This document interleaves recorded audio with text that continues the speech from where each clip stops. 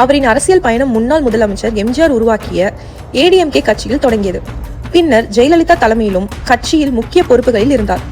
வடசென்னை மற்றும் ராயபுரம் பகுதிகளில் வலுவான ஆதரவை பெற்று பல முறை எம்எல்ஏயாக தேர்ந்தெடுக்கப்பட்டார். மக்கள் பிரச்சனைகளை டைரக்டா பேசுற ஸ்டைல்னால அவர் சீக்கிரமாவே ஃபேமஸ் ஆனாரு. அரசியல் வாழ்க்கையில பல பிரச்சனையை சந்திச்சாலும் அவரோட பேச்சு திறன் காரணமா தான் எப்பவுமே நியூஸ்ல வரும். 2026 ஜனவரி 3ஆம் தேதி ஜேசிடி பிரபாகர் டிவிகே கட்சியில இணைந்தார். பல ஆண்டுகள் ஏடிஎம்கேல இருந்த அவரு விஜயோட டிவிகேக்கு ஆதரவு தெரிவித்தார். அனுபவம் வாய்ந்த மூத்த தலைவர்னு விஜய் அவரை வரவேற்றார். 2026 தேர்தல்ல சென்னை 1000 லைட்ஸ் தொகுதியில டிவிகே வேட்பாளரா போட்டியிட்டு டிஎம்கே வேட்பாளர் டாக்டர் எழிலனை தோற்கடித்து வெற்றி பெற்றார். சுமார் 15,000க்கு மேற்பட்ட வாக்கு வித்தியாசத்துல வெற்றி பெற்றார். அதுக்கப்புறம் டிவிகே ஆட்சியில முக்கிய மூத்த தலைவரா பார்க்கப்பட்ட அவர் இப்போ தமிழ்நாட்டு சட்டப்பேரவை ஸ்பீக்கரா ஒருமனதாக தேர்வு செய்யப்பட்டார். ஸ்பீக்கரோட வேலை என்னன்னு பார்க்கலாம்.